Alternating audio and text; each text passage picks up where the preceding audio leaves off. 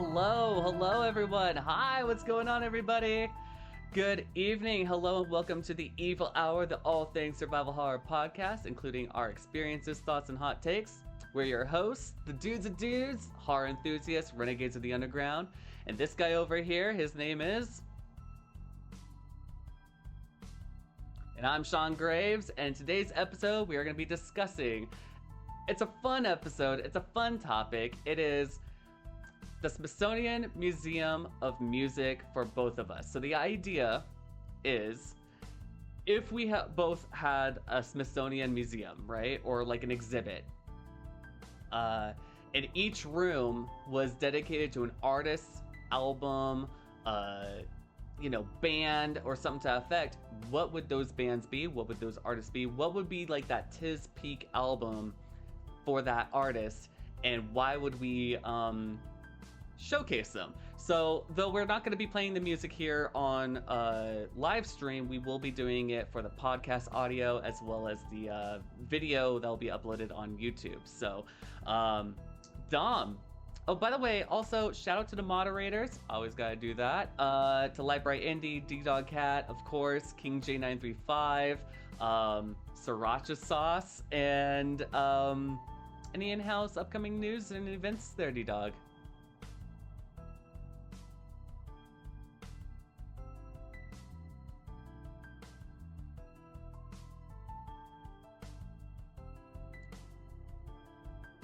October 8th. Oh my gosh, like seriously. It wasn't until like earlier this week that I was oh shit, fuck me. I totally had you muted. Oh my god. Oh, it's all right. I didn't say much anyway. I'm such a nerd. I got my But anyway, hey, at least you found it. Right. You know, like OBS like updated before we even got here, so I was just like, oh wow, shit. Yeah, it's one of those things. So anyway, in-house news. I've been restreaming Silent Hill 2, just to kind of go through the motions and like fine comb through all the things, so that way when the remake, the re-release comes out, we can compare, contrast, and do those things. And I'm gonna keep an open mind too, you know. I'm not gonna go in there and be like, well, this wasn't in the original and this isn't in the original. Like, I'm honestly gonna keep an open mind, as in like, oh, you know, like I'm honestly gonna treat it as like a new Silent Hill game. And obviously when the story adds up just like the original, then I'll treat it like the Silent Hill 2. But for the most part, man, like I'm going open-minded with this. I'm not, because I already know there's gonna be those strategic people out there who's just gonna be like, well, this wasn't in the original and they barely follow the storyline like that, and now it's kind of different because she didn't do this or said that. But I'm not gonna beat that hard on it, you know, just because he didn't say, why are you eating pizza? Like, I'm not gonna get butthurt if he doesn't say that line, you know what I'm saying? Right. You know, it's really hard to be a Silent Hill fan when you've got fans who are just not grateful. Yeah. For just the slightest things. Just for the, it's just like for the big picture things, you know? So, you know, I just figured roll through it, do the work, get in there, and just enjoy the time, man. I tell you what, though, I told my wife the same thing. This is gonna be honestly the first game. I never platinum a game in my life. This is gonna be the first game I'm gonna try platinum, if you know what I mean by that. Like trophy wise, I'm gonna try to get a platinum trophy on it. I never platinum a trophy game in general, so I've never done that either. I think we should do that as a challenge for both of us. Awesome. Not who like gets it first, like a big dick competition, but I'm saying like I think like we should one night just try to platinum it together, type shit.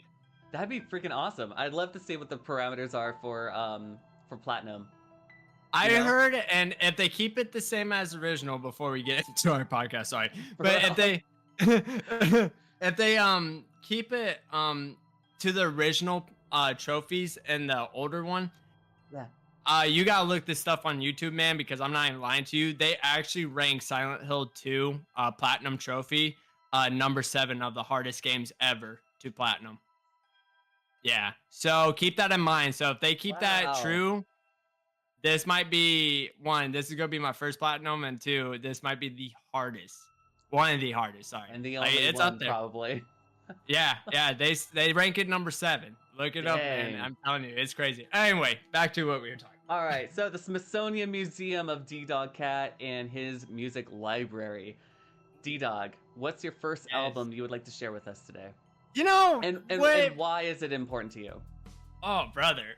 So I'm starting off with the left hook right off the rip, man. We talked about it in our first podcast, and I'm going to bring it up again. Korn, Follow the Leader, man. Yeah. Beautiful. Oh no, sorry, not Follow the Leader. I'm sorry, I just lied to you guys right there. No. See you on the other side. That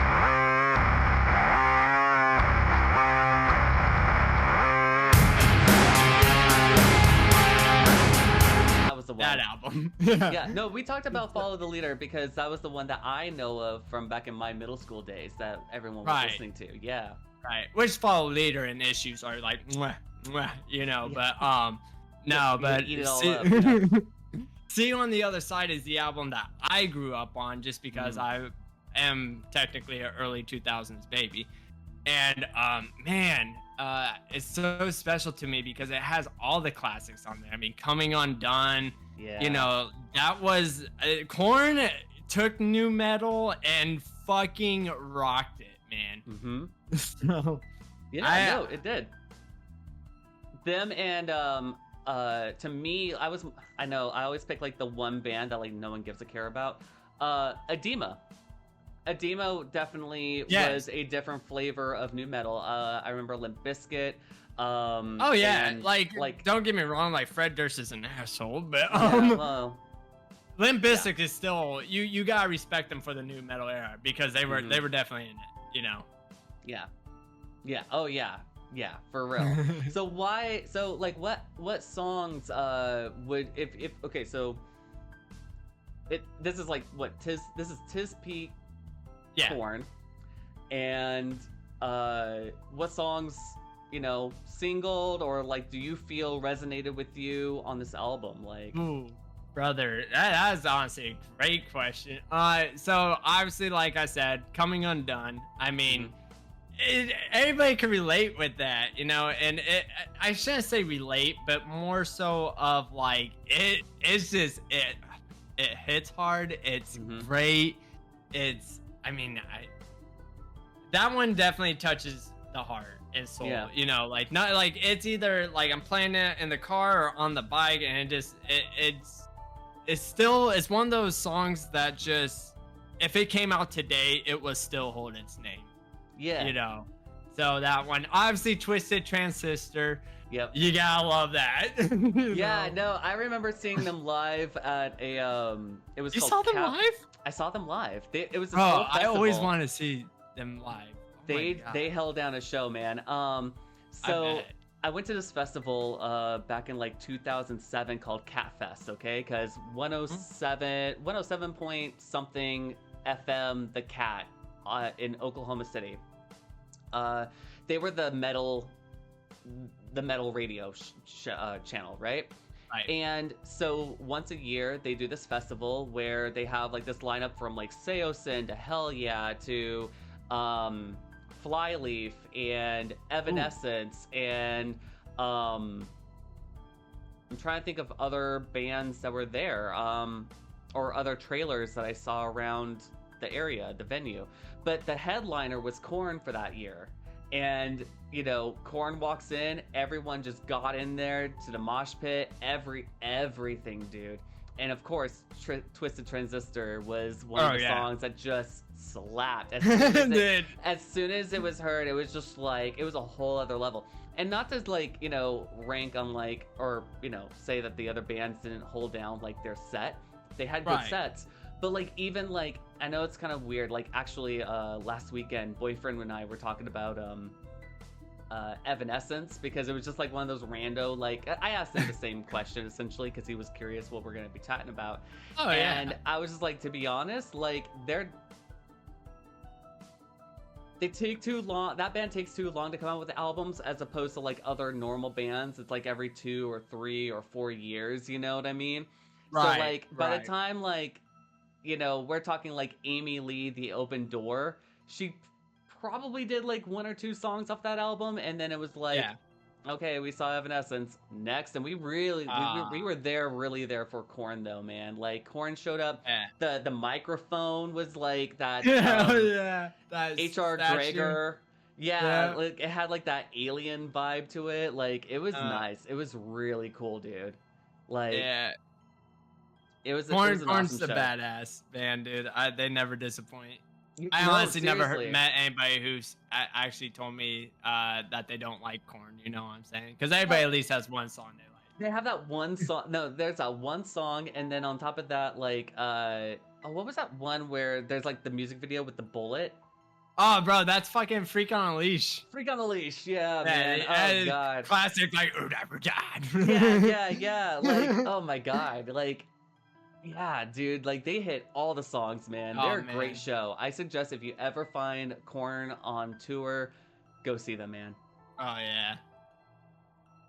Any more questions like that, or do I describe like the room, or how we do? I mean, like, describe the album to you, man. Like, upon like first opening, like what, like, you know, first track, or like, you know, what would someone experience if they opened up this album for the first time and just went for it, you know?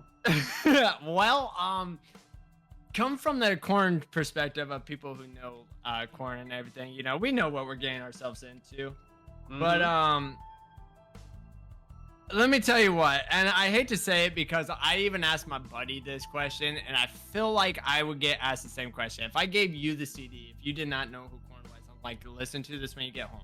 And even though Freak on a Leash, and I can't think of that one song's name where it opens up with a yeah, I'm drawing a blank on it. Yeah, anyway, me too. Yeah.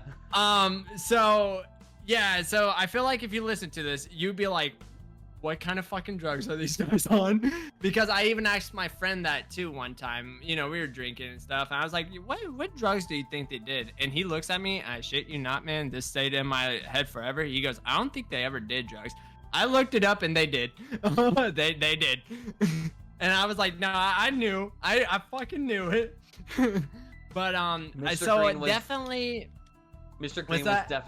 Green was definitely in the studio space at some way, somehow. God. Yeah. Oh yeah. So I would definitely say that you would not be disappointed, especially if you kind of like that. I hate to say it now, but like that dad rock slash. It's a good introduction to hard. I wouldn't say hard metal, but metal in general. You know, obviously new metal. But if you didn't know what new metal was, I think again, I never met anybody who never liked Korn, and I think you would be very pleased with See You on the Other Side's album. Are there any like moments in the album that you feel dip, or that like it's a steady roll, like you can go from bookend to bookend and just be pleased with every song being like different, or have its own style, or it's kind of the same track over and over? Ooh, yeah. I hate to say it, most of Korn is over and over, but they always have that one just random slash messed up song, and you know, I'm not gonna get into it too much, but if you knew this singer Jonathan Davis, he has a dark story, and you know, I feel like it could relate to a lot of people. So I say for the most part, I mean, I feel like this album is mainly upbeat and just, you know, hit it instead of like, oh, there's that one dip and then you know. So I think it's good. All right. Okay. What about you, man? Well, let's do yours. All right. Well, for first and foremost, we're gonna walk into this room. It's called the Frontline Assembly Tactical Neural Implant. Let me get that in this frame there. That's a beautiful art album too. I love that. Yeah, right. And like the back end is, here's like how the credits look, track listing. What? Dude, that's fucking dope. So if you don't know what like new metal, if you don't know what industrial music is, industrial music came from pretty much the 80s with like musical acts like Throbbing Gristle. And in fact, Throbbing Gristle very much influenced these guys, Frontline Assembly. They've been around since like the 80s. Think like people don't tell you how to play music or play a music instrument. However, a person picks up an instrument and starts to use it as an instrument to make some kind of sound, that was it, like no one tells you how to play it right. And so some aspects of industrial music is very vocoded vocals. It sounds like Cookie Monster had a great time with some pitch shifting and things like that. But what's really cool about this band is like they are not afraid of using new technology and exploiting it for every single album. So this is a 1992. It's their 6th full-length album. It sold 70,000 copies at the time. And this band, I just saw them live I've been a fan of theirs since like, oh gosh, I think like 1999. Wow. Okay, so like here's when I was born. Right. So like pretty much, yeah. So here's like how I kind of like got to Frontline Assembly, because like this is actually like the main music project for these guys. Tomb Raider came out, right? The Lara Croft Tomb Raider movie came out. And in the infamous bathroom scene, right? There's a song that plays, and I was like, whoa, what is this sonic sound, right? And so I looked it up, and I found out that it was Delirium. They had just come out with an album called Poem, and not reading the fine lines, I just went to the nearest store, bought an album, brought it home, listened to it. It was Karma, 1997's Karma album. Didn't have the song from Tomb Raider, but we're fine. So just years before that, this album dropped, and this is the biggest selling album for this band here. It starts off with songs such as Final Impact, which is just hard chugging, like, electronic music bass sounds, electronic drumming, and then just like this weird whispering like vocoder sound. And then songs like The Blade come in, and now like the vocals are the melody, it sounds like the vocals are a synthesizer, and it rides with this really cool like bass line that's like dun dun dun dun dun dun dun, Oh yeah. And when I saw them live, like, of course they play this song on their finale. They played Mind Phaser. And for us fans, mindphaser.com used to be like the all things Frontline Assembly website. It's gone now. I guess like the people just moved away from mindphaser.com. But the song drops off with they always use, like, Bill Leeb is freaking a genius, okay? Bill Leeb's the vocalist for the band here. He always watches like movies, and he's like, oh, I like that sound snippet, and they'll sample movies, okay? Okay. So Mind Phaser opens up. You always know it's Mind Phaser when it starts off with Jesus had days like this.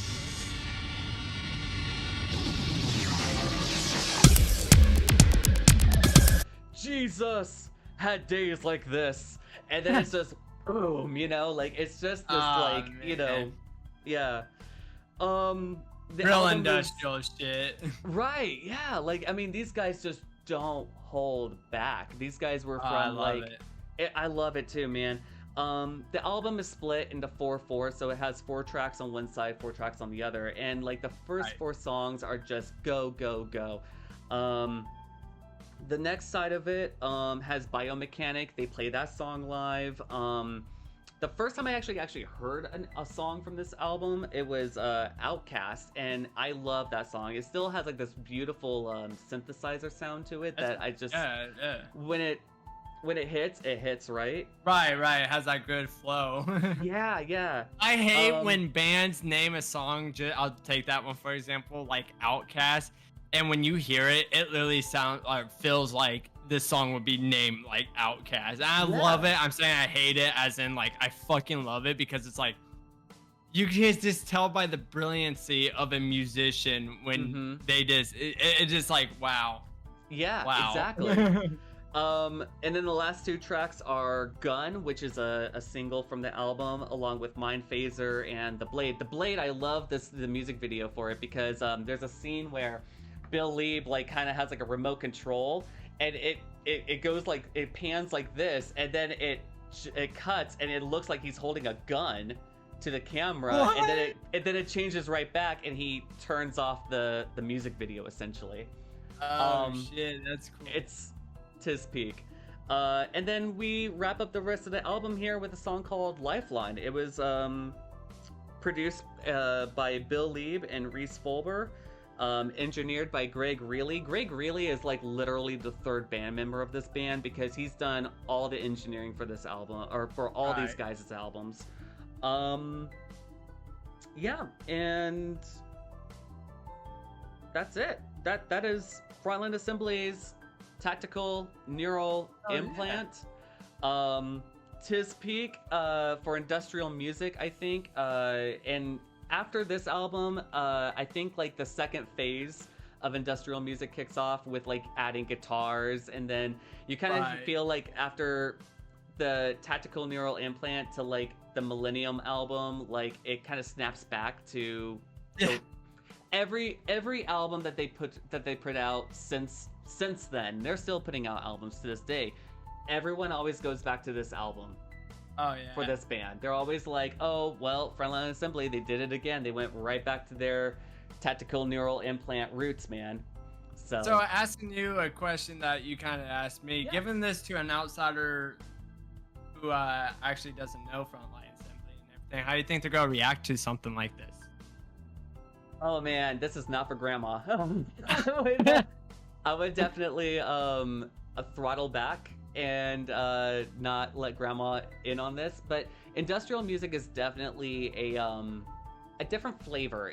I know like nu metal gets its bad rap because it's nu metal. It's kind of like it's such a weird. It's not weird, but it's such a niche genre that if you don't understand that, like at the time, it's like, I would say for grandma, I would relate this to, if you're not used to 21st century serialism music, this is that version of it for electronic and metal music, you know? Right. That there was this blend of like getting techno music to be having a little bit more gristle to it, you know, to have a little more oompa and a little bit more like rage involved. And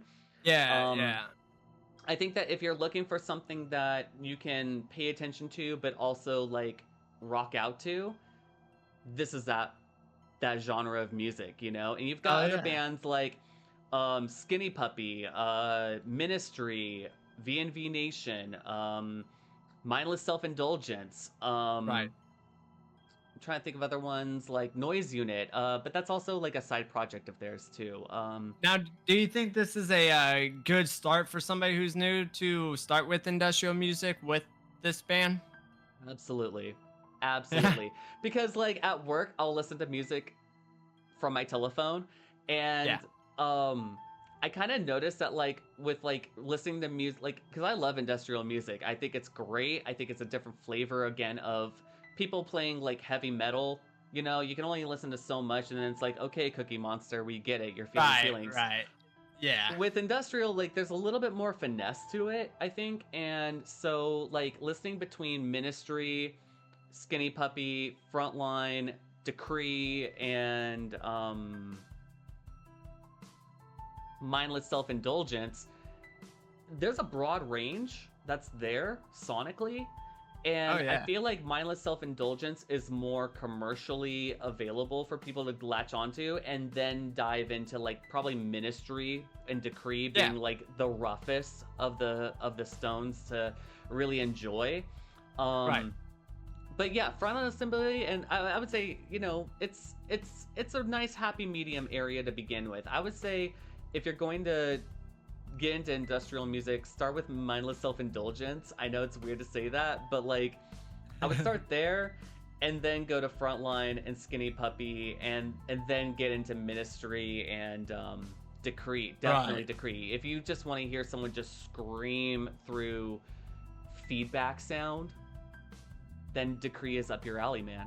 but that's not Frontline. That's not Frontline by a mile away. Like they actually have like rhythm and they use live instruments as well as cold. I call it cold, but electronic instruments. Yeah, for sure. That's beautiful, man. That's awesome. Yeah, man. So what's the second room we're going into for your museum here, man? Ooh, we're going in. So Okay, one of my favorite one of my favorite death metal bands. We're going death metal here. This is Lorna Shore, and I Return to Nothingness. Oh boy, let me tell you, this album. I love this. Yes. I wouldn't necessarily say it's an album. It's more of an EP and everything, but I still say it's an album. Bro, there is this specific song on here, and it's called "Of the Abyss." And holy, wait, you know Lorna Shore? I know Lorna Shore. Oh my god, I did not know that. Oh my god, so Of the Abyss. I'm not a huge fan, but I'm here with you. Bro, yeah. So Of the Abyss, that song has the ability to just like reach into my soul.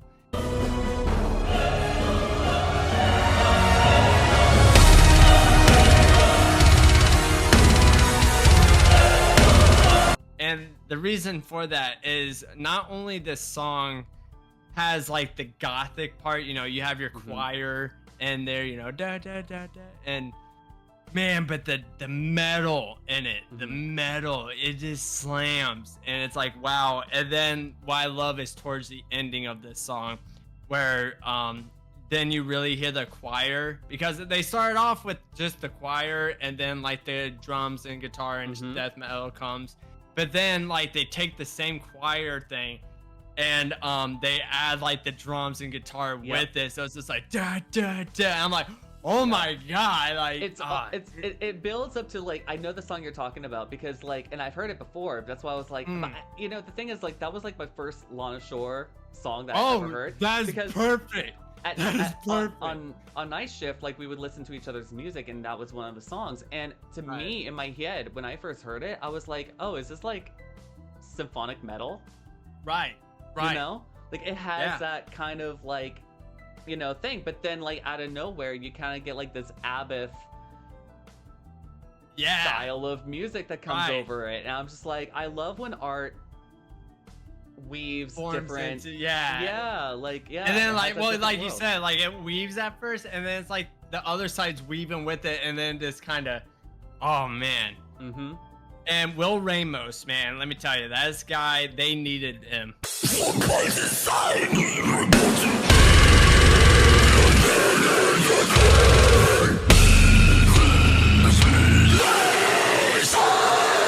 In this band, because they lost the other guy, which fuck him, because he has stupid allegations. Anyway, but Will Ramos, man, that he is Lorna Shore. This guy is beautiful. I want to meet him, and not only from this EP/album, but the song "And I Return to Nothingness."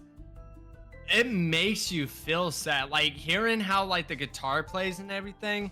Yeah, honestly, dude, I almost teared up from it. Not because like sad crying, it was just so beautiful. Yeah. I almost did, like literally my wife was right beside me, and I remember we were driving, and I just didn't want to randomly start crying because I didn't want her to be like, what the hell's going on? You know, but I didn't want to tell her like, I didn't want to tell her like, this is fucking beautiful. Right. Because she doesn't really understand, you know. It's like I think the I don't know, I won't say what the I won't say what the feeling was for you, but I think I understand that feeling. It's like a moment of awe, you know? When, like, literally one is standing behind, like if you've ever been to like a canyon, or like, you know, since I've lived out here, like most recently I went out to the sequoias, right? Or the, you know, going up to the big redwoods up here in California. To be in, like, we think of us in your normal environment, you are the biggest thing in your normal environment, you know what I mean? But the minute that Earth decides to just tell you or show you that you are nothing, you know, it's this moment of awe of like, wow, I am literally an ant compared to this thing. You know? And music can kind of produce that too, where you're just like, oh man, Oh wow. The Well, see, harmonic, the sonic like Yes. feeling, yeah. Yeah, Mhm. for sure. When you said harmonics, that was the nail on the head right there, man. I mean, like, because he also, I guess this is a different off of a different thing, but he also added the Pain Remains into this album Mm. ish, and boy, beautiful. I mean, it starts off with like this ocean sound, and then you get like the keyboard just when you put the music in. I'll tell you what parts it is. Man, so I think in my head while doing this, and you know, I'm an overthinker slash ADHD, so my brain's always going. And when I just hear this beautiful symphony, I honestly just picture like me, my wife, and you know, if we have a future kid, you know, the whole like we're just sitting on a porch, hugging each other, and just watching our kid play out in the yard. And I tell you what, like it's that type of shit where that song's just hitting just right, where it's like starting, like it makes me just want to start tearing up because I'm like, this is beautiful. Like I'm just visualizing. You know what I'm saying? This and dude, I can't get enough of it. Will Ramos and Lorna Shore, dude, that is his fucking peak right there. That's awesome. Is there any other parts of like the album that shine for you, or like Oh man, so well, he has another song on here which is To the Hellfire, and that one's just more just your generic, I hate to say it like this, but death metal, you know. yeah, So Cookie Monster at his best, yeah. Yeah, so I can't really say because it's mainly this album is exactly what we were talking earlier. It has a lot of ups and downs, and the downs ain't like the sad downs. It's just what we were literally just talking about. It's just like, wow, like you can appreciate it. Just the It's a sound different size. flavor. It's a different, yeah. Oh yeah. I think the one thing with like black metal, I don't know if you feel this way, but there's only so many ways that you can paint a door black, you know? Right. And feel like it's like a new song, you know?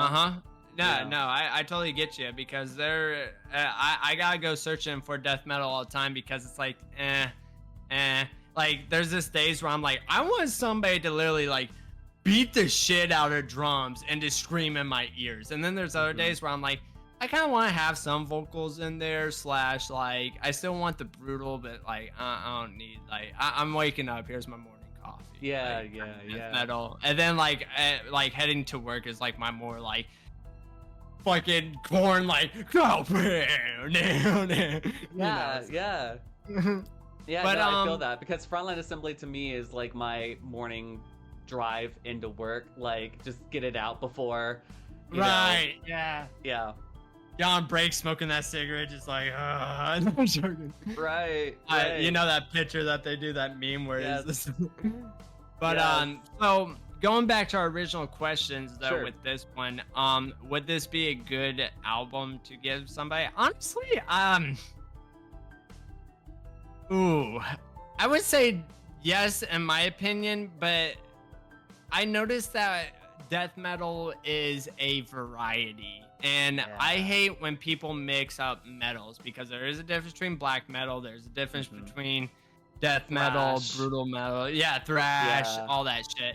There was the British, wasn't there like the British metal invasion that happened like back in 06 or something like that? Like, I think I know what you're talking there was like about. specific British metal that came through in the early 2000s too. Yeah, And that's when like Demoon Bajor and all that was like really. Yeah, I love Demoon Bajor too, but that is like I gotta be in my gothic phase for Demoon Bajor, you know, like yeah, exactly, like screw whatever, you know. But no, so with that being said though, because I can't tell you how many people I talk to and they're like, oh, you listen to death metal? What you listen to? I'm like, yeah, Lorna Shore, and then they're like, oh, well, I listen to I Prevail. I'm like, buddy, that's not. No, because then I show them this, and I show them this, and like the whole time they like look at me like concerned, like what the fuck are we listening to? I'm like, I thought you listened to death metal. What the fuck? We're listening you know to you know like bands like Abbott, Immortal, you know, like the Tiz Pillar Peaks of, you know, or Windhand even is, you know, a form of metal, you know, like that's one of your favorite bands. Yeah. Yeah. Ooh, like, I didn't even add them to this list, Okay, surprisingly. fine, But don't worry that's hardcore, like that's stoner metal. Right, That's yeah, hippie yeah. metal. But like, Man. you know, again, there's so many different flavors. Like with industrial, there's so many different flavors of it. And, Absolutely. like, you know, people like would say like Rob Zombie, Marilyn Manson, Nine Inch Nails. Mhm. You know what? Those would be Alice the in three. Chains. Alice in Chains. Yeah, those would Oh, be the I bands. should have added them. I love Alice in Chains. Anyway, I'm sorry. Point is like, you know, with industrial music, like those are obviously more poppier versions of industrial music, where I feel like, you know, with black metal there's so many different ways of introducing yourself into black metal or into just Mhm. metal regardless. Like I've Right. actually met someone who thought that Metallica was metal, and I was like, Ooh, I mean, yes, but they're like hair metal. You know what I'm saying? Like, I'm not gonna call them a hair band, but they are definitely hair metal. mm-hmm, Like, yeah. so I what's was your like, second one, man?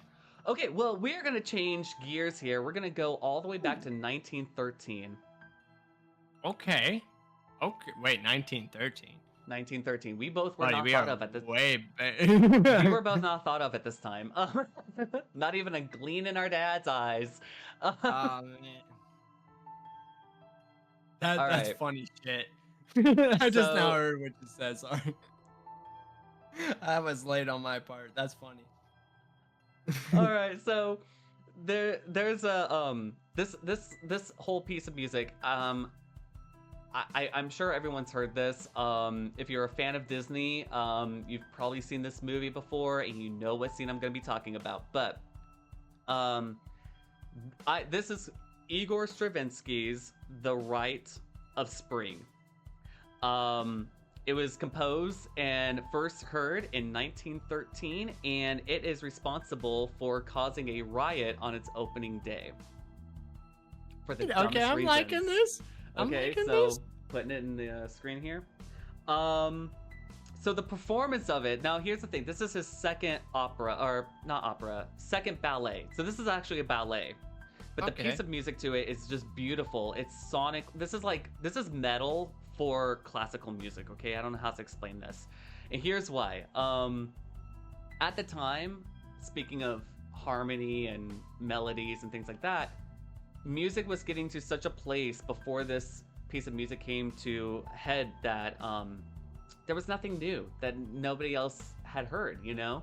And so what Igor Stravinsky and a couple of other composers did was they just broke harmony. They were like, we're not doing harmony anymore. We're gonna just like get some magic math in here. We're gonna try to mix up the sounds of the tones that weave in and out so that people can just experience sound new in a new way. A lot different from the time too. You Yeah. know? I mean, we're talking 1913 here, where you still had like crank the you know what I'm saying? Like, Yeah, man. I can't think of what it's called. The music phonograph. box, whatever. Yeah, The thank phonograph, you. Yeah. So, the first ballet that Igor Stravinsky did was called the Firebird. Okay, and this dealt with you know ballet dancers even flying through the sky and like things like that. So the Rite of Spring rolls around, and now all the dancers are low to the ground, and they're looking all shabby, and they're doing kind of like tribal dancing, if you will. And the reason why is because even like the melodies throughout this whole piece of music is Igor Stravinsky went back to Russia. He went back and he went to his roots. He was listening to old folk tones and was like, okay, well, how do I bring that melody into this?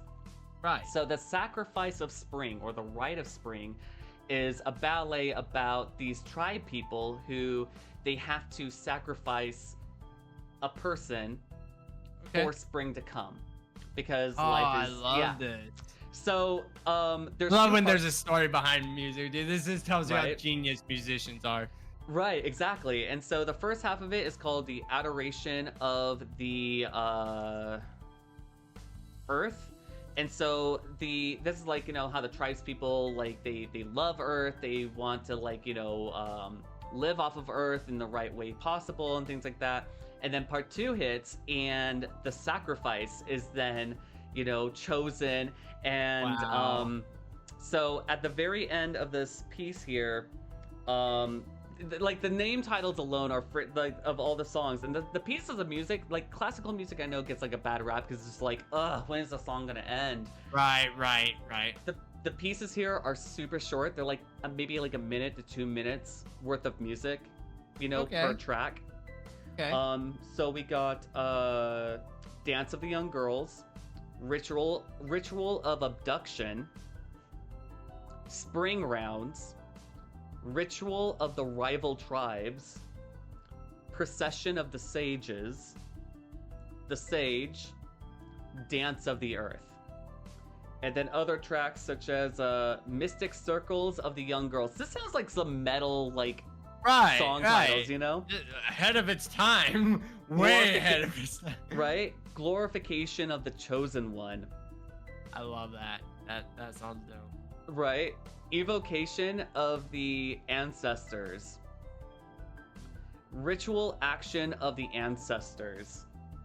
And then this is my favorite part to this whole piece. Okay, if I haven't sold you on the Rite of Spring, classical music, Igor Stravinsky, the last song is called Sacrificial Dance, the Chosen One.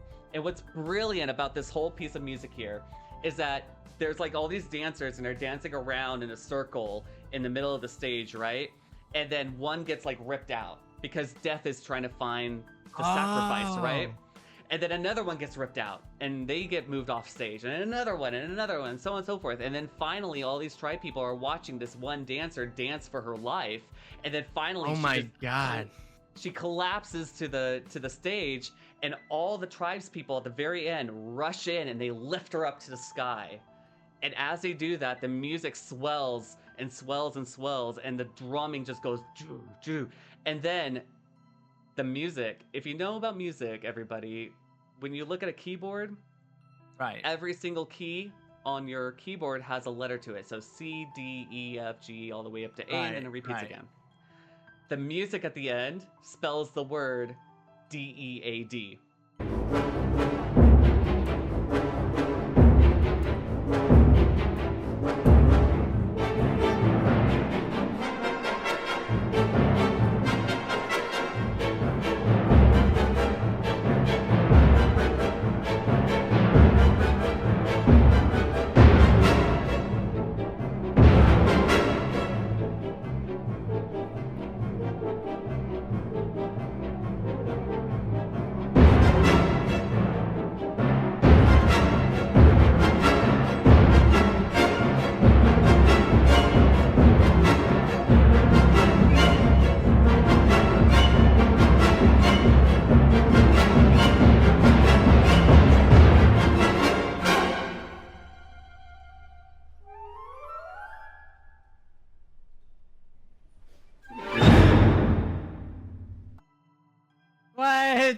Yes, I know that's bone chilling, but it's so beautiful when you hear it. And that's awesome.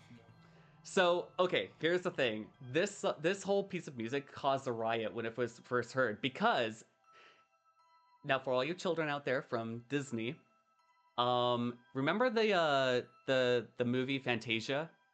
Yeah. Okay, remember the dinosaur part? No, hold on. Dinosaurs, T-Rex, you know, he fights the one dinosaur, and then they're all yeah, they go through the desert, and then they all die, and etc. Yeah. That's the Rite of Spring. That is this album. Now, What? Disney takes like a little bit of all the different pieces and puts it all into one part. Right.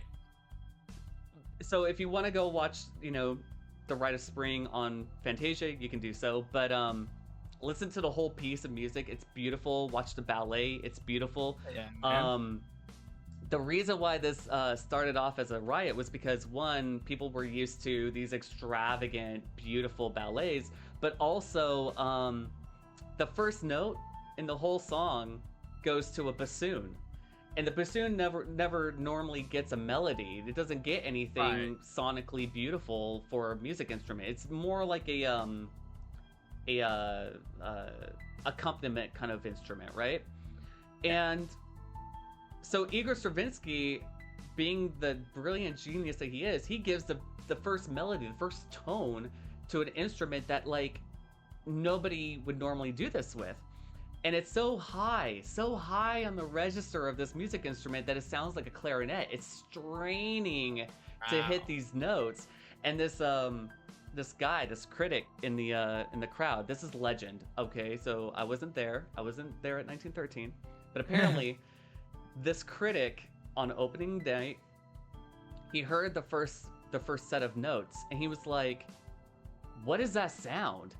What is that instrument?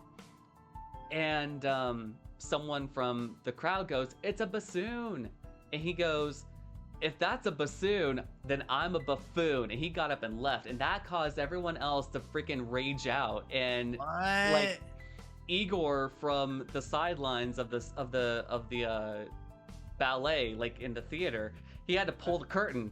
Like people were rioting because they just could not understand his piece of music. And so like a week or two later, then they finally did another show, and this lasted for about like 2 months or something like that. Yeah. Wow. But the only piece of music in classical music that started a riot on opening day. Wow. Yeah. That's respect. Yeah. Honestly, this dude is a rock star in classical music, and that's why you know, backing it up with industrial music and things like that, like these guys that just took pots and pans and clanged them together and called it music, man. Like, yeah, that's beautiful. Yeah. That's so awesome. what's your second or your third album now, man? So my third one, I actually changed previous I'm at post podcast what we were talking about. You know what, that one doesn't really deserve into my music. Man, it's just because what we brought up in my last one. So honestly, Bring I out changed the wine, it. be like, I'm not feeling this one today. You're not in it. Your name's not on the list here. But so I changed mine, and this is because I'm a diehard fan, just like I said earlier.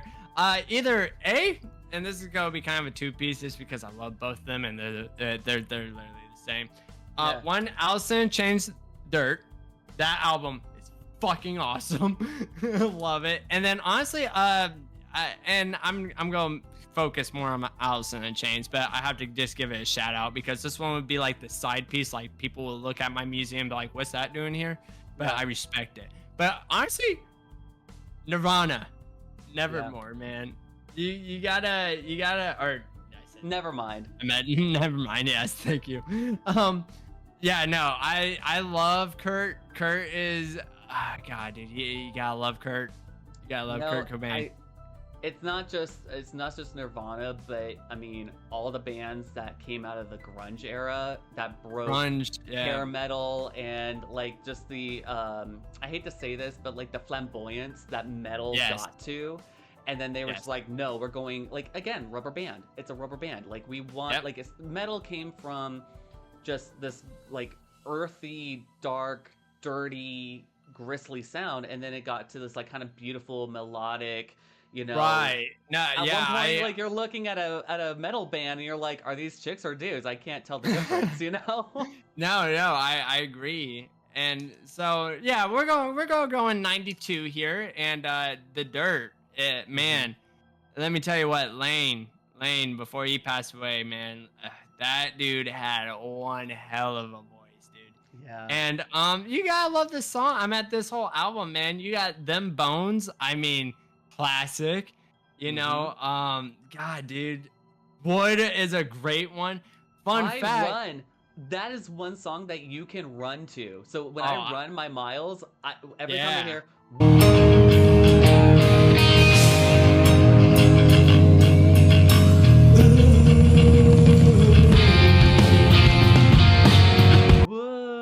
I'm like, yes, I got that like extra juice in me. I find that extra bit of energy in my mile to run, man.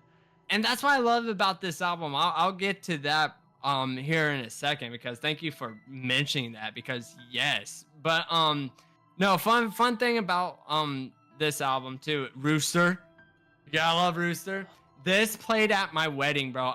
She picked our wedding song to dance to. So I was like, I'm picking our walk-in song, and you damn right I picked Rooster, dude.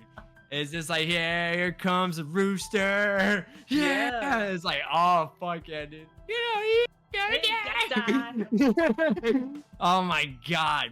And Down in a Hole. But this is what I was going to mention, exactly what you said. It has what we've been talking about throughout this whole podcast, man. Yeah. Up and down. I mean, Down in a Hole really just makes you just sit outside, especially somebody like me, somebody who could relate to me, who works on cars or derby cars or works on motorcycle, maybe have a beer or so outside.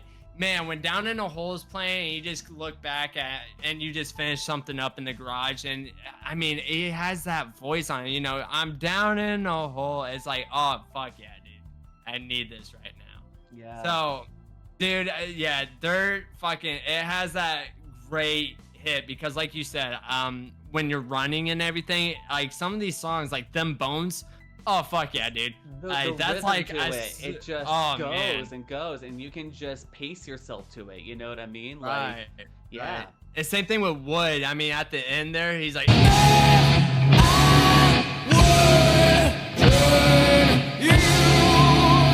if I, it's like, hell yeah, dude. Nah, Lane stays. I can't say his last name. Staley. Lane State. I can't say his last name. Anyway, you know who the hell I'm talking about. Yeah. Dude, no, he has one hell of a vocal range, man. And I would mention Jar of Flies too, but man, because like that is a perfect album for that too, because that ending song, ooh, now I gotta look it up real quick. It is why can't I think of it? It's one. My Nutshell, dude. Nutshell, man, that really puts you in the feels, man. I mean, dude, it has a beautiful voice. Yeah. So, Dang, I say dude. for grunge though, this would be a great album if you're trying to get into that grunge metal. Definitely Nirvana and Alice in Chains all the way. Yeah. I mean, you can't. You either go like one or the other, or you go love them both, just like I do, because. They fucking kill it. And not only just that, but like, you know, the poeticness of like the lyrics in grunge music at this, like, I would say birth time, or at least this flashpoint, you know, in, I would say, early MTV days when they actually played music videos. Oh yeah. Oh yeah. You know, like this kind of music, I love the guitars. Like, not one song I can say like from Nirvana's Library and Alice in Chains, or shoot, like the X's are another grunge band. Yeah. You know, they all have like literally there's something to be said. You know what I mean? Right. And they're or even Puddle of Mud is another grunge band. Yeah. They talk about family, they talk about love, they talk about like all these things, and yet and it's put to a backing track that is they literally emote, I think, metal, you know? Well, and that's why I'm so glad that you actually brought this up, because I hate to sound like I'm advocating it, but I promise you, like, you know, what you do on your spare time, hopefully you get better. But with that being said, is like you could tell that they were doing hard drugs at this time, and it's kind of like you could tell within their music, like they're trying to fight for their life. And to me, it is so, thank you for that. It is so, it's so awesome to hear. I can't say that's awesome, but it's so, how can I say it? You just feel deeper when, you could tell that when they're talking about like their bad habits and they're trying to continue on, but you could the thing that I love this kind of music is like basically you could hear their struggle, and that is awesome. Like, not like for them, but like I love to hear that kind of music because it literally I don't want to say it's relatable because I'm not struggling with anything, but I love the feeling that it gives me, because I could go out there and, like I said, I'll use this for example. I could go outside, tear my car up, and listen to Them Bones starting out and then ending it with Nutshell. And then when I'm ending it with Nutshell, you know, maybe I'm like 2-3 beers deep and I'm like, oh, this guy, man, he's just a beautiful, big heart soul, and he couldn't get through with it. You know what I'm saying? Like, and you just kind of feel that way. I love the struggle in music, like those old like folk songs that like people aren't popular and sometimes they'll play out here on the street, you know, and they're just strumming at the guitar and they're playing their own music. Man, it's just like you are literally trying to become something and you are great. You know, oh dude, that's what this album gives me. Yeah, no, I love that struggle soul music. That's what it is. Yeah. Oh yeah. I mean, like even like in our lifetime, you know, we can say like what was it? Scene music, emo music, like, you know, the thing is like at the zeitgeist of the time, you know what I mean? I think it's very specific to the zeitgeist of like the early 90s, mid 90s, like that time frame. You know, that grunge sound, that punk sound. Well, not quite even punk. I would say punk was more, you know, like poppier. Right. But no, it's still I would say punk. Yeah, I would definitely say the thing is like there's, if you're not going through it, or if you want to hear something that sounds a bit relatable, you're going to find it there in that sonic space. And that's what I love about that. Actually, you just described that perfect for me. Thank you. Is like, even if you're not struggling with drugs and everything, maybe it's family, maybe it's friends. Yeah, just, maybe, you know, dude. Maybe you're going through a divorce. Maybe you're going through, you know, family problems. You know, there's a wide variety of just like this big umbrella of just like things that these vocalists can put into words that and express for you that, or even just sonically put in together that like you just like, Dude, you know? Yeah, you nailed that. But yeah, no, I would definitely, I'm happy with that one in my little category. Hell yeah, man. For myself, we're gonna go and switch gears again. You're gonna be proud of me for this one. Okay, let's do it. This is Skeletonwitch, Beyond the Permafrost, 2006 record. I saw these guys live. I love that album art. Right? That album art's so awesome. And it's also signed too. Like there's like rando signatures. Like, what? That actually signed, or is that just part of the picture? That's signed. Oh my god. I saw this band live with Abbott when he was doing his first solo record after leaving Immortal. These guys opened up for him. There was like another band that opened up for them too, but Skeletonwitch, like, definitely they're where are they from? I want to say they're from Washington State. But anyway, yeah, Skeletonwitch, 2006 album. This band is a thrash, death, black metal band. I mean, when I say like, you get all three genres in one track. I don't know how else to explain it, but like they do it, and I love it. And it's like not one song is mixed the same way. It's not. Again, vocally, it's Cookie Monster vocals. A couple of songs, like, man, I would say, oh gosh, you know how it is with bands, like they have like these like rando like fonts that you can't really read. But no, I actually had to like write this down on my own handwriting. Got the bundle of sticks and threw it and took a picture of it.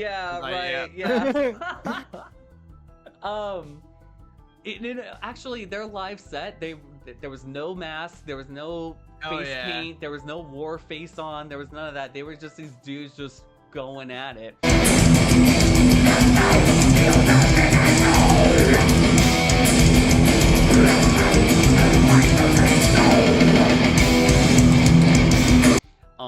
But what I loved and what I felt captivated by their music was that like you could feel it in your heart. You could feel it like the waves of sound moving through your body, kind of like you know, at my last job being in the Navy in aviation, like when an aircraft goes up on power, like on high power, just to get off the aircraft carrier, like you feel like your bones shaking in your body, and it's just like you feel that resonance in your body. This band did that for me, you know? Not to say Abbott didn't, but this band here, every single track they hit, it was just like boom, boom, boom.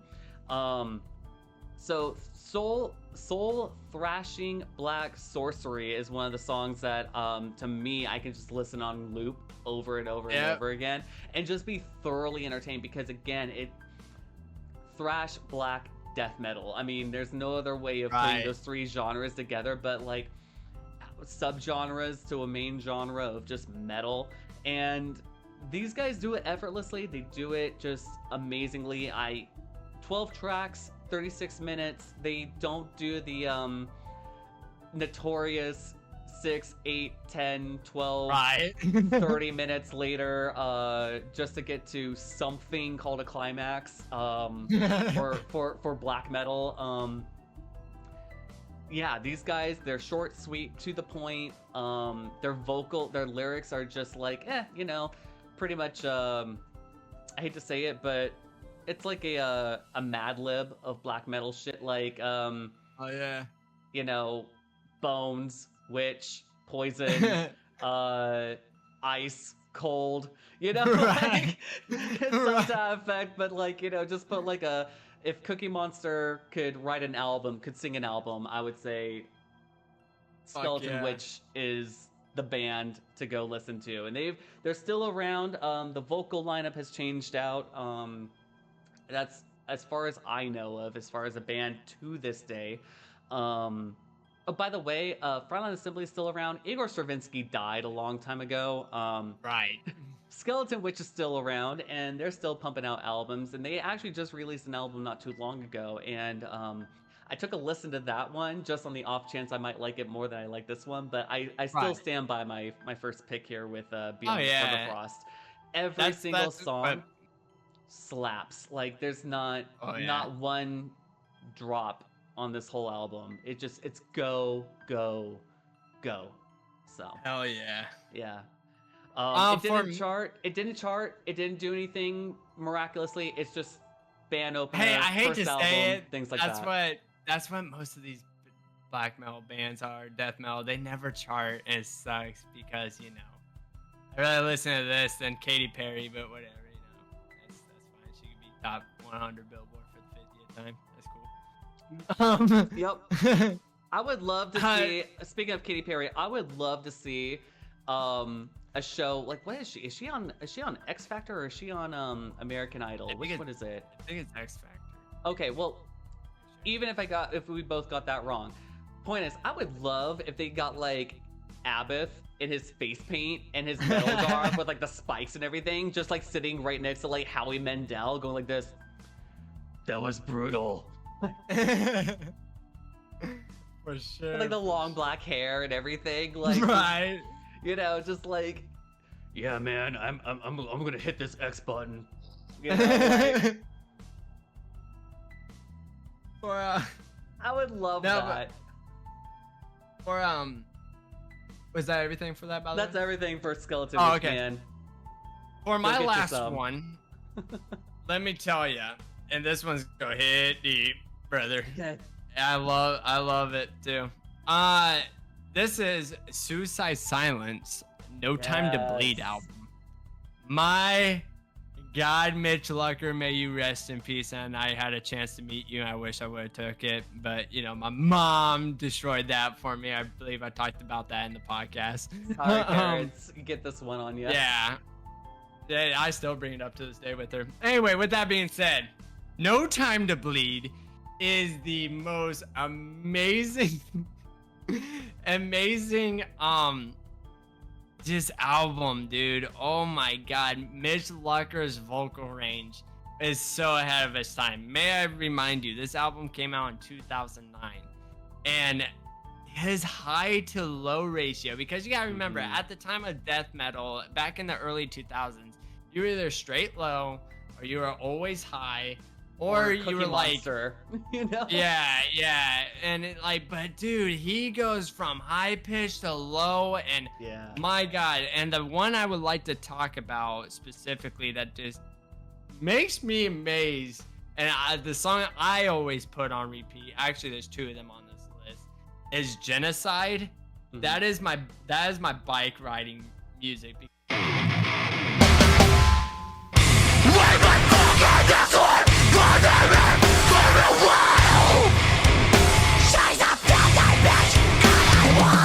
because I hate to say this, and for those of you that are listening with kids and everything, I'm gonna honestly say the part of this album, so farewell. But dude, it's the part like where I'm just writing, and he's just like, we've been fucking this world, Mother Earth, for a while. She's a filthy bitch anyway. I'm like,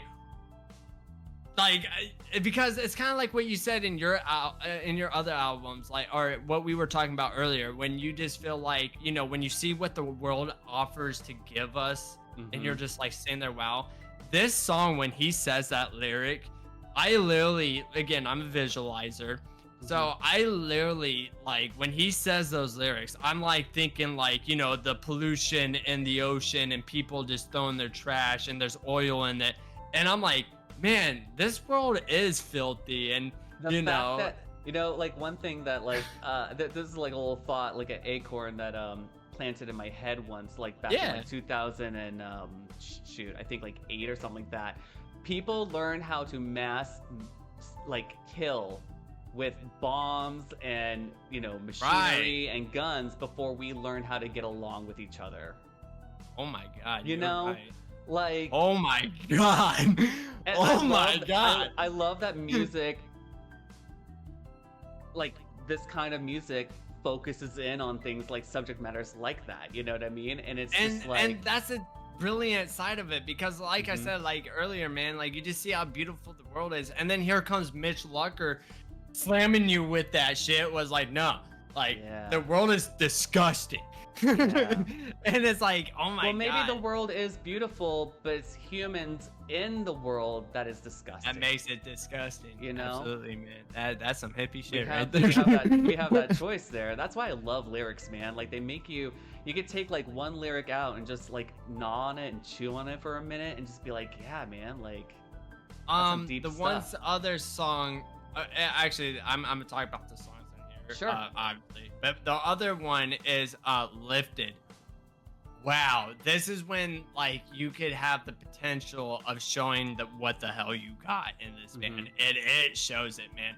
I mean, it starts off like slow. It's that guitar sound. And again, I hope that you put this in when you edit. But dude, it starts off with that bow down, and it's like, okay, and then it just screeches, and it's like, whoa. And then what I love about it is, so he's screaming, he's doing his thing, and then towards the end is when they bring back that wow wow wow wow, and then it's like the guitar solo. It's like do. I'm like, wow. And then he's just like, you is not your like, it's like, wow, dude.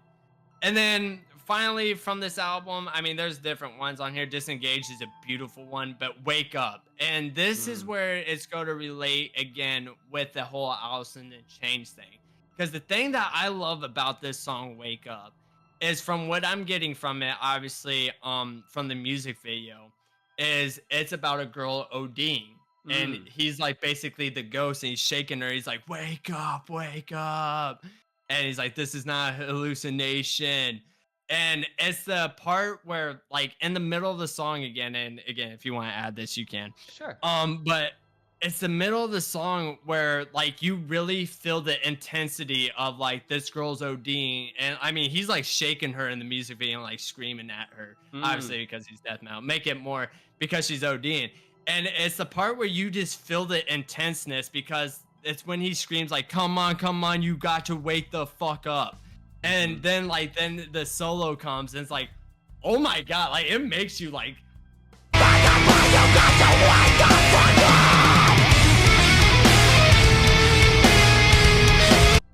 to see what reality is, man. And it's like, holy shit. Yeah. Oh, dude, Mitch Lucker is a genius. Dude, it's great. Honestly, I kind of want to go for. When it comes to bands like that, and even like Skeletonwitch, like, I mean, the musicianship, like the real musicianship between all the players, the bassists, the guitars, the rhythm guitar, the soloists, the drummers, like the whole cohesion. Thank you, everybody. Like, we appreciate this as fans, okay? Like, seriously. Yeah, man. But that is my final one, and me personally, to go back to what we were saying with this, if you're getting into death metal, you're definitely listening to Suicide Silence from me, because that's either a band you're gonna love or hate, and that's gonna guide you to okay, this is something I want to keep on listening to. So what's on the next album?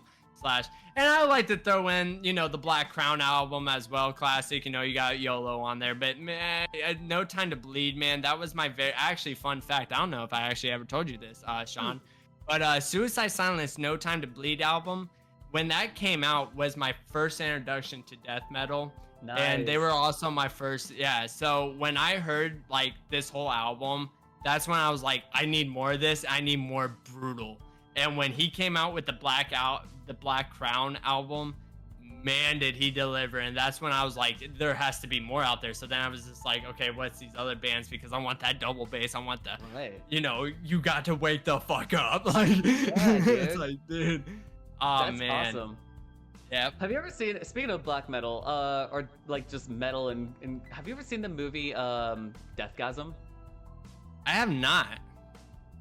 We'll sideline. So, okay. It's a must watch. It's a must watch if you are a metal fan. Is that that's your last rim, isn't it? That's the last album on your list, yeah? Okay. Yeah. So switching gears from black metal, or just metal in total, because I went from industrial to classical to thrash. We're moving on to 1977. Yeah. What we got here? Fleetwood Mac's. Oh, Fleetwood Mac. Rumours. The album. Okay, so where are we here? First and foremost, 1997 or 1977. This is I would say the second incarnation or third incarnation of Fleetwood Mac in its Fleetwood Macness. Originally Fleetwood Mac was a blues band, okay? And then like the first, so if you don't know, the band is actually two last names, okay? Fleetwood is this gentleman's last name, Fleetwood. Mick Fleetwood. He's the drummer. And then Mac comes from the bassist, the bass guitarist, Mac V, right? Okay. So they said Fleetwood Mac. Now, different band members cycle through, okay? And John McVie finds a pianist named Christine Perfect. They two get married. They become Christine McVie and John McVie and Mick Fleetwood. And then, before this album and the White Album, because every band has to have a White Album, right? Because like Fleetwood Mac came out with like two self-titled albums. So the one before this is called Fleetwood Mac. They found Stevie Nicks and Lindsey Buckingham. Lindsey Buckingham and Stevie Nicks were here in California, or, you know, I like to say that the best thing that ever came from Arizona was Alice Cooper and Stevie Nicks. I don't know much about Arizona as a state, but I did not know Alice Cooper was from Arizona. Yeah, so right. Funny. And the only other thing is probably their tea, which I'm kind of upset that's not going to be 99 cents anymore. So, because inflation. But right. This is the second album of this band as this group here. So we got a 5-piece here. In fact, here's the whole band here. So we've got John McVie, Lindsey Buckingham, Stevie Nicks, Mick Fleetwood, and Christine McVie. Now these two are married. These two were on their own solo project before they became a part of the band, and then they were dating at the time. Okay. So she was always like, she was holding down like 3 jobs at a time while he was at home learning how to do guitar licks and things like that, right? And so they were this band here was looking for a guitarist, and they found Lindsey Buckingham. And Lindsey Buckingham was like, I'll join your band, but my girlfriend comes along too. We're a 2-piece. And that's how we get to this beautiful album. Now, why is it called Rumours? Rumours is because at the time, because of the, you know, Landslide and, you know, all these great songs from their first album together, rumors started coming out from the band. Like, for example, like Christine McVie was pregnant and she lost the baby, or, you know, etc. So there was a bunch of different like rumors swirling around about this band. But the real story behind this album, this is this band went through some shit during the recording of this album, okay? we start off the rip here, as you would say, with secondhand news. Okay. He learns that she doesn't want to be in a relationship anymore. Oh shit. Secondhand news. Dreams, the ultimate breakup song where you get to have your boyfriend play a song about breaking up with you. Now there you go again, you say you want your freedom. By the way, Taylor Swift, if you're like listening in any way, shape, or form, take a note. They've already done it, and they did it better than you. After Dreams, we get a song by Lindsey Buckingham called Never Going Back Again. As in, he's done. Never going back again. Oh, shit. And then we get songs called by Christine McVie called Don't Stop.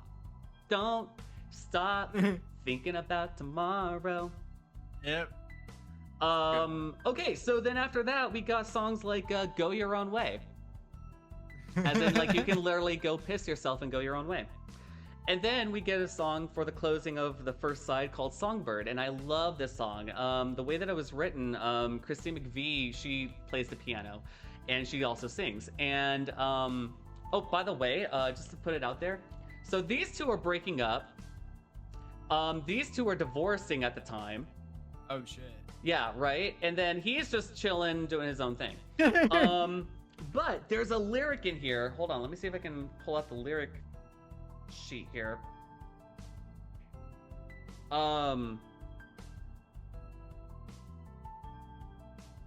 There's a song in here. Tell me why everything turned around. Packing up, shacking up is all you want to do. Okay, like that is literally a whole verse from him to her. Yeah. Okay, and what he meant by shacking up, because I was like, well, who's Stevie Nicks shacking up with? These two were apparently fucking each other. Oh shit. Yeah, like apparently these two were seeing each other. Well, okay, so at the time of recording, the girls were living in their own space, the men were living in their own space, and so it was just one of those things where it was like, hey, so kind of noticing that the drummer and the singer are seeing each other on the sidelines here. Download. So it's just like vocally and lyrically, these two singers are just jabbing at each other. And then we get the only song from Fleetwood Mac that has been credited by every single player, and here's why. The Chain. Listen to the wind blow. Right. Right? Okay. So here's how the song was built. Beautiful. His bass line in the middle of the song was actually the beginning of the song. So they wrote that. What? So they recorded his bass line in the middle of the song as we know it. That bum bum bum bum bum bum bum bum bum. That was actually recorded first, and then they like played it out, and they were like, okay, well, where's the rest of the song? They took her chords from a prior song and put that at the beginning, and then he put his little guitar licks in between. They credited him with his drum pattern. And then all of them wrote these lyrics about how each one of them can't build a song without each other. No, and that is such a great album too, though. Yeah. I mean, I'll be honest with you. Some of these songs that you were naming off, I actually did not know that was Fleetwood Mac. I know the songs. Yeah. I actually did not know it was Fleetwood Mac, though. Yeah. Yeah. This I mean, album, like, now that you're telling me that it is them, dude, this album's a great album. This album is from front to back, from The Chain, You Make Loving Fun, another Christine McVie cut, I Don't Want to Know, Oh Daddy, another Christine song, and then Gold Dust Woman, finishing it up with Stevie Nicks. The only song that did not make this record at the time of 1977 was Silver Springs, which was not heard on an official Fleetwood Mac record until 1990 or something like that. Like whenever Bill Clinton was going, when Bill Clinton was first running for president, his song was "Don't Stop." Okay, that was like the song they played at like all his rallies and things like that, right? Wow. He eventually, by the way, the band broke up Right. well after this, right? And so because he was running for president and he was using their song, he was like, "Hey, can we get like Fleetwood Mac to play this song live? Like that would be great." So the band came together, played the song, and Oh they were my like, god. "We could do this. We still have this magic." And so then they did this concert on HBO. I still remember it. I still have it on a hard drive right now. I still watch it from Wow. time to time. I just love this. It's called The Dance. And that was their reunion album, their reunion concert. And it's just like, oh, it's just, it hits every single song from album one that these guys did to the very last, and a couple of new songs in between. And it's always fun to see the two of them, Lindsey Buckingham and Stevie Nicks, like side eye each other when they're singing songs about each other. Because I'm just like, oh my god, like it's the '90s, guys. Like It's over to now. this day, right? But Silver Springs was very important because they didn't have enough room on this record to put that song on there. It's kind of a long song in Right. Fleetwood Mac standards. And again, like we're talking 1977 here, so it was a lot harder to press a song that longer than what the record could hold. You know what I'm exactly. saying? I mean, we're not talking about CDs these days. Even like 60 minutes on a Right. CD was Crazy. can be- yeah, exactly. And on one side too. So they didn't have money for double album. They didn't want to put like just the one song on a small little or EP either, or single. And so yeah, it wasn't until they did that concert in Texas that Silver Springs finally landed on a record for them. Yeah.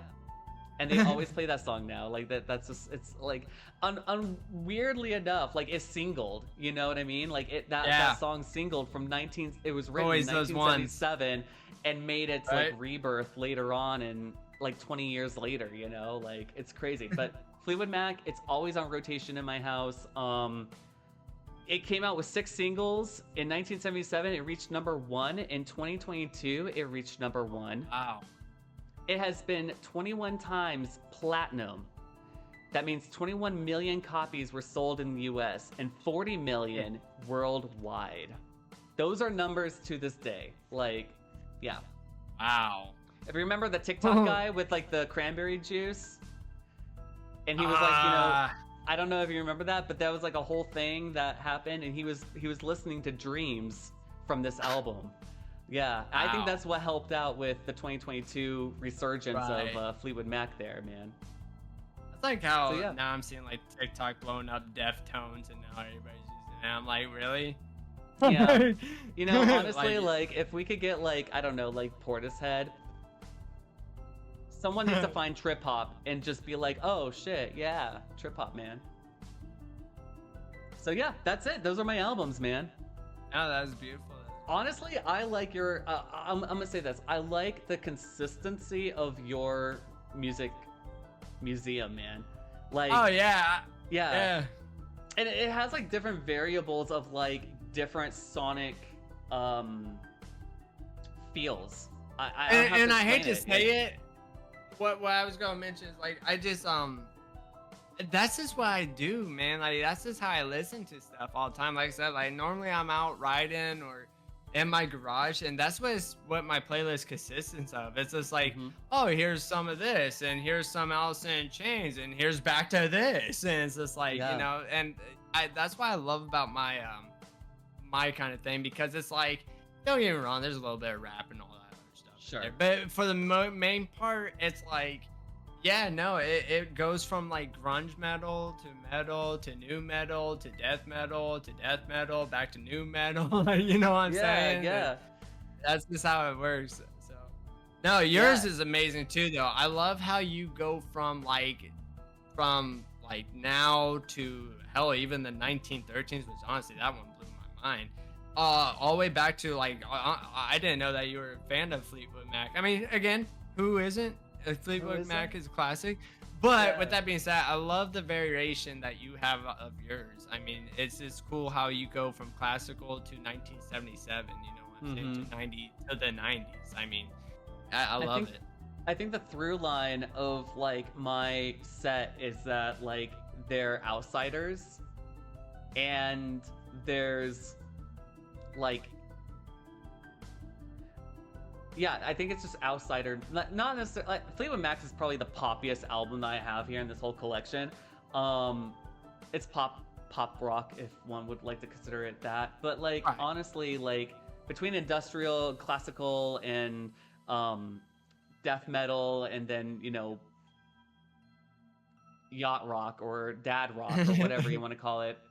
These days, these kids put these new terminologies out there for it. But for like getting to Fleetwood Mac after listening to death metal, like, it's a nice like stir in your coffee, you know what I'm saying? Like, it's like it's a seasoning, you know what I mean? And there's a wide range, and like there's something that happened on those records, you know what I mean? Like, absolutely, yeah. And that's where it comes down to. Like I was just saying, like I could start off by Suicide Silence and just destroying whatever's in my garage to like chilling, and now we're listening to Alice in Chains. Maybe a little buzz off of a couple beers. Right. Yeah. Like now we're cooled down. I'm sore. I got a little scratch from hitting my car because it's a piece of crap. So, like, actually, before we even like got online, because I pulled the records out from the collection here. I had my morning's operative word here because I work crack hours now. Right. Midnight to 8 o'clock in the morning. Yeah, I started my day off with some Fleetwood Mac and coffee, man. Like, it's all right. Get right into it, and like, shoot, probably after this, I'm gonna throw on Frontline and just get into the metallic drumming and things like that. Like, it's just it's palatable, And same with death metal, like Alice in Chains or Nirvana, or like just throwing on like maybe an MP3 and just blasting through the 90s, Like, it's a vibe. I hate to put it like that because it's kind of niche and right. Well, to people who doesn't listen to that, it's not, but people like us, 100%. I agree with you. It is definitely a vibe. Like, just because I put on that stuff doesn't mean I want to destroy everything in my house, but like, I'm like, Yeah, exactly. Like I would clean the house to listening to Nirvana or even like Korn, even like just high dust or clean like whatever. Like I can see myself. I know I do that regardless of who I'm listening to. Like you can either phase in or phase out or just straight up just enjoy the sonic sounds and things like that, dude. Yeah, man. All right, well.